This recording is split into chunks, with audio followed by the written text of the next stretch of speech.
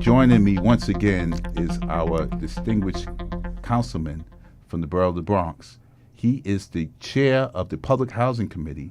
A very young man. You're going to be hearing a lot about him. Councilman Ritchie Torres. Councilman, welcome back to Reaching Out. It's great to be here, and thank you for everything you and 237 does for the residents of public housing. Thank you. And just tell our audience, a young man, 27 years old, you're city councilman, you're the chair of the Public Housing Committee, very capable. Tell us, how did you get your position, your elections, and everything else, real quick? Well, I see my life as the culmination of the American dream. I was born and raised in public housing. And so now I serve as the chair of public housing. And so I'm drawing not only on my experience and knowledge as a tenant organizer, but on my personal experience growing up in public housing. So I see it as a fulfillment of a personal dream. Great. What better advocate can we have for public housing than somebody who's in the council and lived in public housing? Yeah. So much has been talked about and announced and reported about NYCHA. Yeah. The first thing I want to mention is FEMA. Senator Schumer committed that FEMA is going to give NYCHA $3 billion for Hurricane Sandy to do repairs. And so far, we don't think the FEMA has signed off on the $3 billion. Can you tell us a little more about that? So I did send a letter. The Public Housing Committee did send a letter to NYCHA requesting information about the agreement with FEMA, as well as a plan for how those dollars are going to be spent. NYCHA did largely comply with our requests, but there are no FEMA-approved project worksheets, so there's no written agreement with FEMA providing the $3 billion. But NYCHA is confident that the money will come through the pipeline. But just to offer a broader context, NYCHA, we're seeing a level of interest and investment in public housing that we haven't seen in the last 20 years. So NYCHA is set to receive $3 billion from FEMA, $100 million from the state for largely roof work and brick work, and $100 million worth of energy performance contracts for energy efficiency improvements in public housing. So we have momentum for the cause of preserving public housing, but the challenge that you and I have is how do we sustain that momentum beyond 2015? What was interesting, the state did allocate $100 million for NYCHA, but because of their reputation for not being able to spend money properly and not being able to account for money, such as buying supplies and then selling them off for pennies on the dollars, when our members needed supplies to clean with, they told them there were no supplies, but yet we see NYCHA had supplies. Now they practically giving it away. We asked for uniforms. They had uniforms. Now they practically giving it away by selling it pennies. So NYCHA has the reputation of not being able to manage its organization. So the state was, in my opinion, correct in putting restrictions on how that money is going to be spent, and let the controller come in and say, okay, you're spending this money, where's it going? Yeah. So I partly agree with you, right? NYCHA has managerial inefficiencies, and we should hold the Housing Authority accountable. At the same time, NYCHA has been chronically underfunded over the last 20 years. It's been receiving fewer and fewer dollars from the federal government. It was mostly defunded at the state and city level for the last 15 years. And so if you starve any institution, whether it's the public hospital institution or the public transit system, of billions of dollars over a short period of time, can you expect that institution to perform at the same level of efficiency? The answer is no. No. No institution can survive the level of budget cuts that we've seen the housing authorities sustain over the last 15 years. So. However, but what I would expect is the monies that you're given, you don't waste. No waste. And that's what we're seeing. I can understand not having enough, but what you have, if you account for every dollar and say you need more, that's the part where we don't get. NYCHA has wasted, because if you buy all the supplies and all of a sudden you're going to sell it off for like the attaché bags. Why do you need attaché cases or? Unbelievable. Yeah. Our employees don't go to work and they don't clean the garbage and put garbage in attaché cases and cart it off. So I don't understand that. That's just look. I see myself. I'm a public official first and foremost, so I see myself as a trustee for the public dollar, and I'm as strong a supporter of NYCHA as any elected official out there. At the same time, I will never hesitate to hold the housing authority accountable for how it spends public dollars. And you have. I just wanted to speak about two health and safety issues with NYCHA. First, I want to mention Tony Jackson, who is our caretaker, who was killed in March 7th, in Coney Island houses.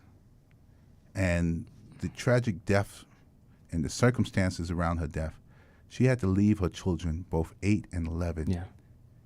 at home by themselves because she was ordered to work by her supervisor on the weekend. She came in, she performed her duties. Before the end of that tour, something went wrong.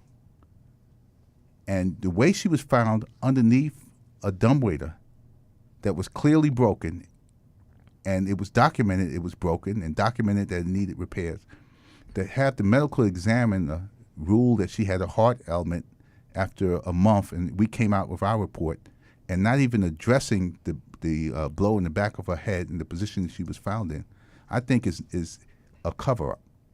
And her family, her 2 children, won't receive the compensation benefits as a result of this report because they're saying she died of natural causes, and she was only 31 years old. So I would ask, I'm asking for an independent investigation. I've been asking for this because if the findings from an independent investigator would find that she died of natural causes, then that would be it.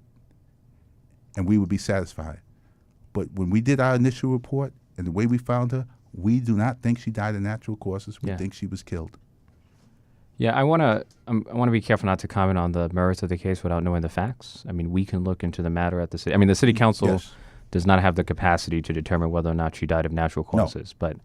But I have no problem asking NYCHA, whether her death was definitively linked to a defective equipment at the housing authority. So that's something we can look into at your request. Yeah, but they're going to point to the medical examiner's office. We need somebody that is going to do an independent autopsy on her body to find out what really killed her. Yeah, so that's. Yeah. And the second health and safety issue that you were quoted in today's Daily News, and today is tax day that we're taping the show, April 15th. We talk about the Daily News. A column was written by Greg Smith, who is now I would say he's the NYCHA reporter. There was traces of lead found, high levels of lead found in the 2-year-old girl. And I know a lot of your colleagues are also calling for an investigation. Let's talk about that. So apparently there was a test done by the Department of Health that found lead in 19 spots in a unit at Linden Houses. But then NYCHA did a subsequent test, finding no lead at all.